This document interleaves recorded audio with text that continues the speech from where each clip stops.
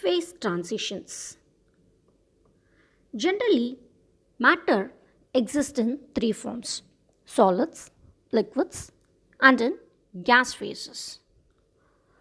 We know solids are very rigid and they give sharp Bragg deflection in a diffraction experiment, and they have a highly ordered arrangement of atoms or molecules.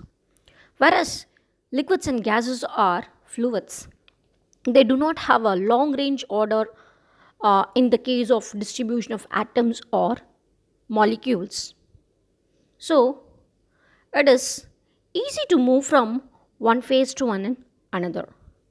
So, phase transitions are nothing but they are the transitions of a matter from one phase to another which coexist with the first.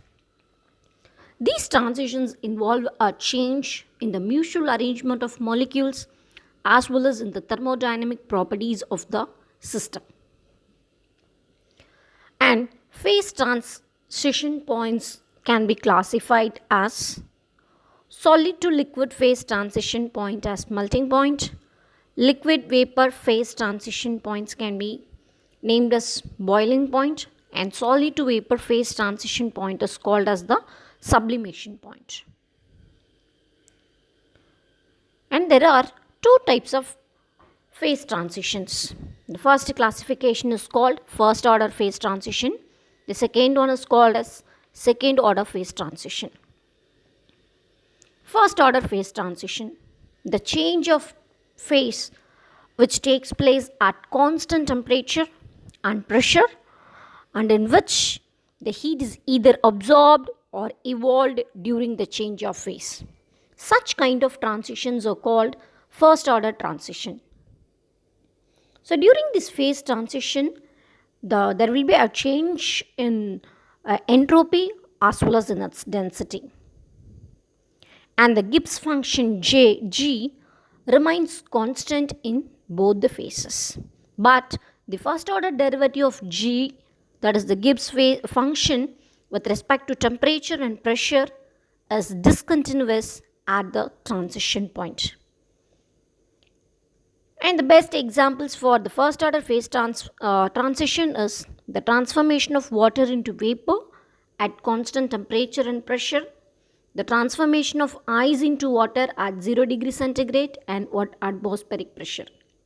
For example, when we heat water at 100 degree centigrade and 1 atmospheric pressure, that is at constant temperature and pressure, it changes from liquid to vapor state. We all know the density of the water is 1000 kg per meter cube, and for that of the vapor is 0.6 kg per meter cube. So, the density that changes abruptly. So, the first order phase transition is characterized by the change in its density.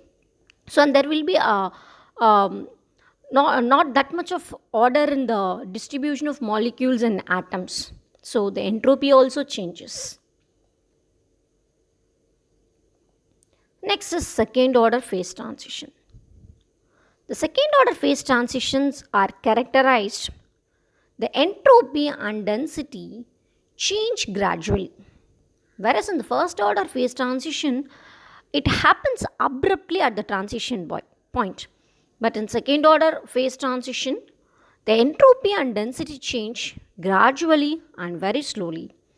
And the first derivative of Gibbs function G with respect to temperature and pressure are continuous, whereas the second order derivative becomes, that is dou square G with respect to temperature and pressure, becomes discontinuous at the transition point.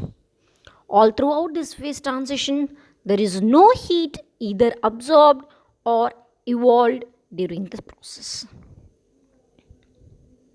Here are the few examples for the second order phase transition.